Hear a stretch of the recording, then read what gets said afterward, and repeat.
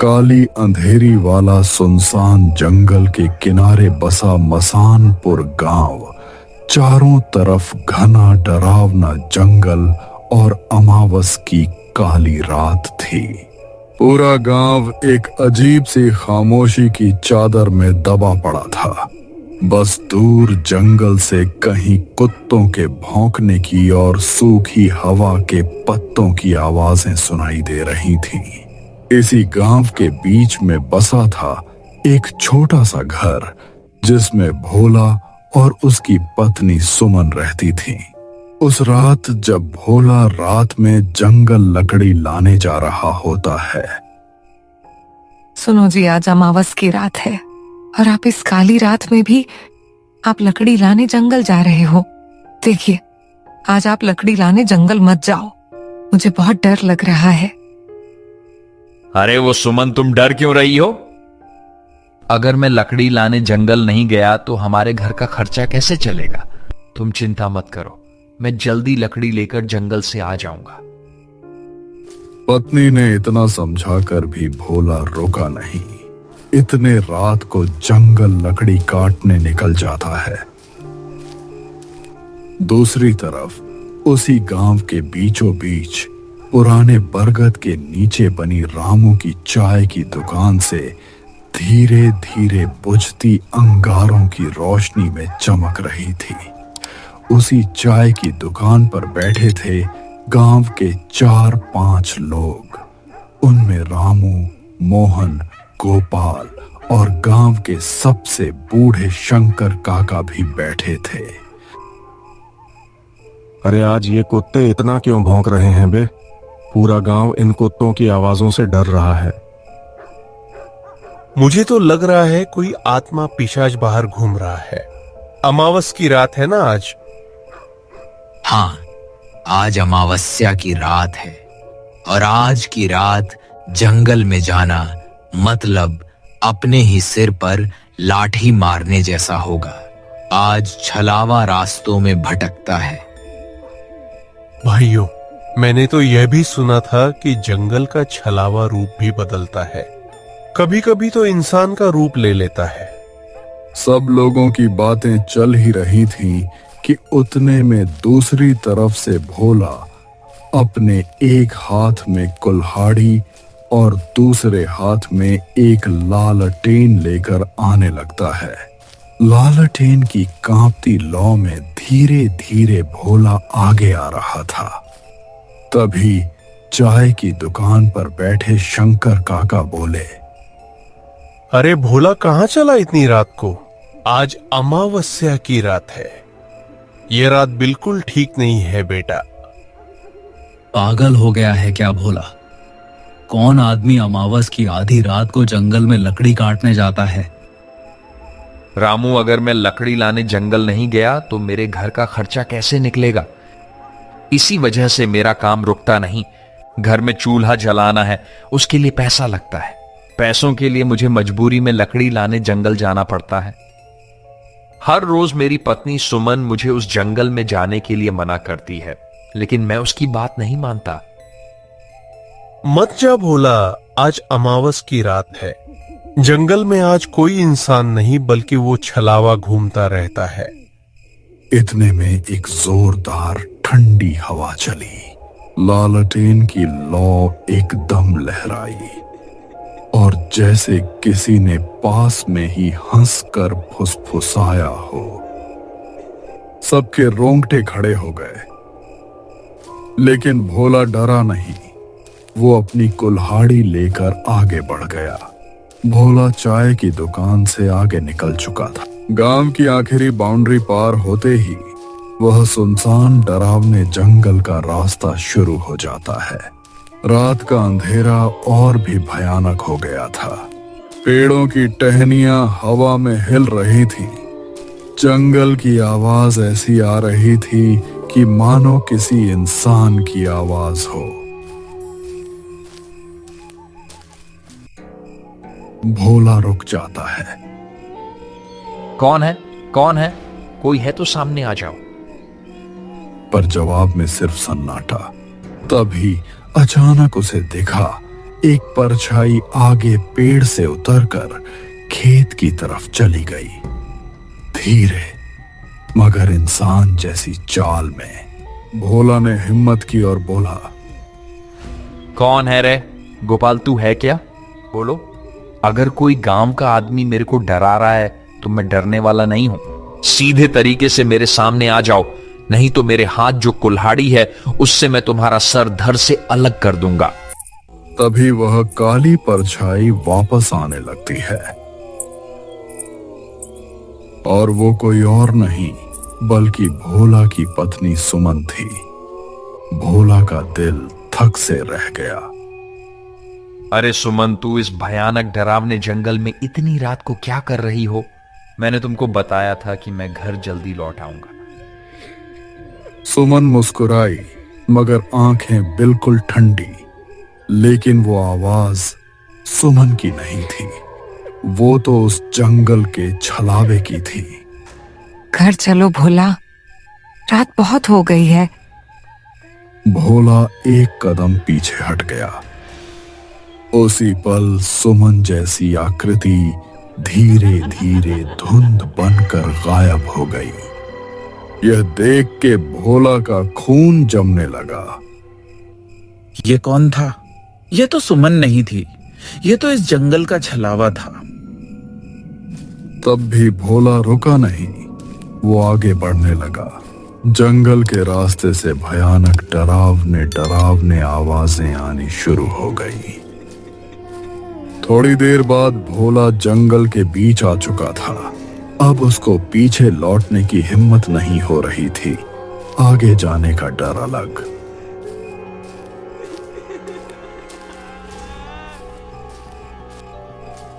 अचानक उसे अपने पीछे किसी के चलने की आहट आई। वो पीछे मुड़ा, लेकिन वहां कोई नहीं था। यह सब देख के भोला जोर से चिल्लाया, कौन है रे? सामने आ, कौन है? तभी एक बार और उसके पीछे धीमी खुरदरी आवाज आई, जैसे किसी 60 साल के बुढ़े की आवाज हो। फिर से भोला पीछे मुड़ा तो अपने पीछे उसको उसी के गांव के शंकर काका दिखाई दिए, जो चाय के दुकान पर बैठे हुए थे। आप इस वक्त इस जंगल में? आपने तो मुझे जंगल जाने को रोका था, तो आप इस जंगल में इतनी रात को क्या कर रहे हो? मैं तेरा ही इंतजार कर रहा था भोला। भोला, आज तुझे मेरे हाथों से कोई नहीं बचा सकता। आज तेरा शरीर मेरा होगा। ये सब देख के भोला पीछे हट गया। मुझे पता है कि तुम मेरे गांव के शंकर काका नहीं हो। मैंने तुमको पहचान लिया है। तुम एक जंगल के छलावा हो। अचानक शंकर काका का चेहरा बिगड़ने लगा। आंखें लाल, दांत लंबे और चेहरा किसी दानव जैसा।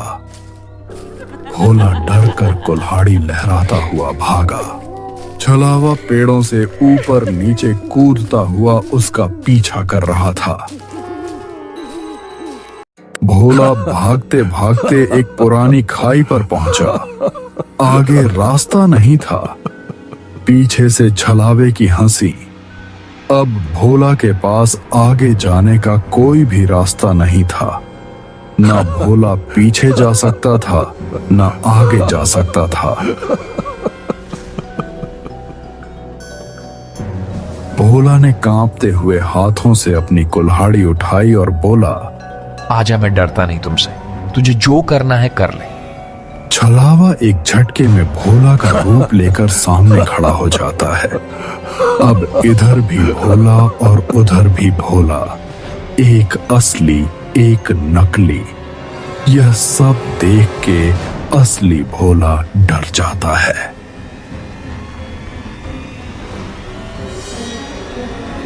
भोला, अब तू क्या करेगा? अब तो मैंने भी तेरा रूप ले लिया है। अब कौन सा तू और कौन सा मैं? अब तो तुम्हारी पत्नी सुमन भी मुझे नहीं पहचान पाएगी। तभी अचानक छलावा भोला के ऊपर छलांग मारने ही वाला था कि भोला को अचानक शंकर काका की बात याद आई। हाँ, शंकर काका ने मुझे आते हुए बताया था कि छलावा रोशनी को बर्दाश्त नहीं कर पाता। उसके बाद भोला ने अपने हाथ में जो लालटेन थी उसको उठाया और जोर से छलावे की तरफ फेंक दी। जैसे ही लालटेन छलावे के पास गिरी, लालटेन में तेज पीली रोशनी खोने लगी और छलावा दर्द से चिल्लाते हुए पीछे हट गया। वो धुएं में बदलता हुआ चिल्लाया, अगली अमावस में लौटूंगा। भोला, उसके बाद तुम्हें ये लालटेन दो। क्या तुम्हारे गांव का कोई इंसान भी तुम्हें बचाने नहीं पाएगा? यह बोल के छलावा अंधेरे में गायब हो गया। रात के 2 बजे थे। अब भोला के पास लालटेन भी नहीं थी।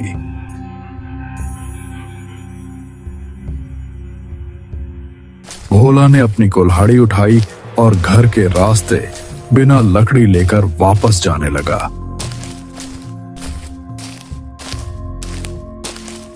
थोड़ी दूर चलते चलते भोला थक जाता है, इसीलिए वह एक पेड़ के नीचे आराम करने बैठ जाता है। रात का अंधेरा गहरा हो चुका था। भोला को कुछ समझ नहीं आ रहा था कि अब वह क्या करे।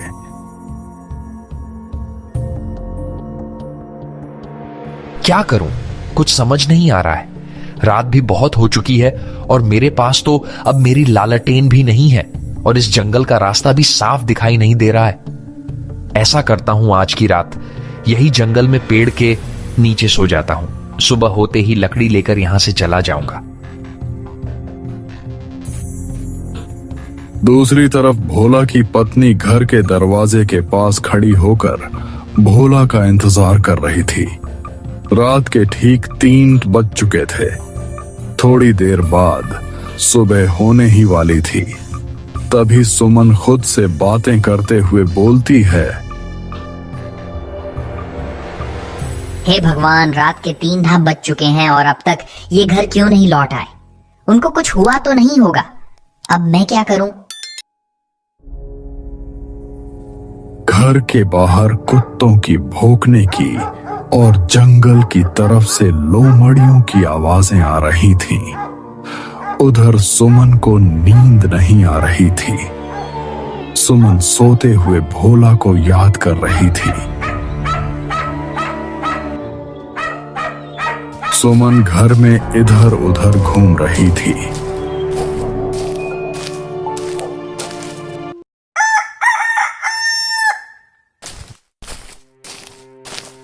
थोड़ी ही देर में सुबह हो जाती है। सुबह होते ही सुमन गांव में जो चाय की दुकान है उसके पास आने लगती है। चाय के दुकान पर वही लोग बैठे थे जो रात को भोला को समझा रहे थे। तभी सुमन चाय के दुकान पर आ जाती है। क्या हुआ सुमन, तुम आज चाय के दुकान पर कैसे आई? सब ठीक तो है ना? नहीं शंकर काका, सब ठीक नहीं है। कल रात को भोला लकड़ी लाने जंगल गए थे, लेकिन भोला जंगल से अब तक घर आए ही नहीं। रोज तो जल्दी घर लौट आते थे, लेकिन आज क्या हुआ? तो भोला घर लकड़ी लेकर आए ही नहीं। मुझे बहुत ही चिंता हो रही है। सुमन, तुम चिंता मत करो, अभी हम सब उस जंगल में जाकर देखते हैं। उसके बाद सभी भोला को ढूंढने जंगल के ओर जाने लगते हैं। थोड़ी दूर जाने के बाद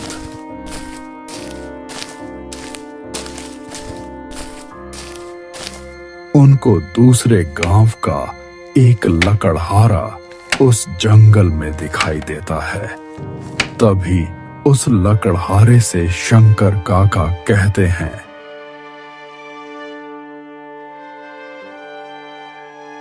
बेटा, तुमने किसी आदमी को इस जंगल में देखा है क्या? वो भी तुम्हारे तरह इस जंगल में रात को लकड़ी लाने आया था, लेकिन अब तक वो घर नहीं लौटा। हाँ काका, मैंने एक आदमी को एक पेड़ के नीचे देखा था, लेकिन वो सोया हुआ था, इसीलिए मैंने उसको जगाया नहीं। वो पास में ही जो पेड़ है उसके नीचे सोया हुआ है। लेकिन वहां का रास्ता बहुत ही डरावना है। मैं भी लकड़ी काटने वहां कभी नहीं जाता। सभी लोग वहां से भोला को ढूंढने आगे जंगल के रास्ते निकल पड़ते हैं। कुछ ही दूर जाने के बाद उनको भोला एक पेड़ के नीचे सोया हुआ दिखाई देता है। सभी लोग भोला के पास जाते हैं और कहते हैं, अरे ओ भोला, नींद पूरी नहीं हुई क्या? अब तुम्हारी नींद पूरी हुई होगी तो उठ जा। देखो, हम तुम्हें ढूंढने जंगल आए हुए हैं।